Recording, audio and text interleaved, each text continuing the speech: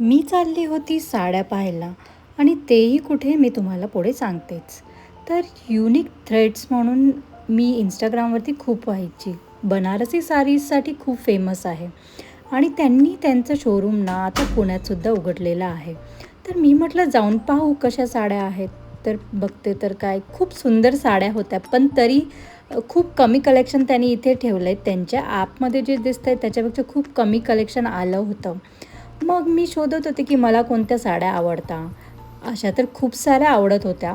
पण म्हटलं मला घ्यायच्या होत्या 2-3 पण त्यामधलेही मी फक्त एकच चूज केली कारण अजून त्यांचं कलेक्शन येणार होतं आणि थोडंसं लांब होतं वाकडपासून. जवळपास पुणे स्टेशन आहे ना तिकडे आहे. पण यांच्या ॲपवर पाहिलं ना एकूण एक सुंदर साड्या आहे. इथे पण खूप भारी होत्या, पण मला जशा हव्या होत्या तशा नव्हत्या सध्या. मी परत कधीतरी व्हिजिट करेल आणि फ्रेश स्टॉक आला की पाहील. तर मग तुम्हाला पण जर साड्या आवडत असतील ते पण बनारसी तर तुम्ही पण जाऊन बघू शकता. आणि ह्यांचं Instagram पेज पण आहे युनिक थ्रेड साडीज म्हणून.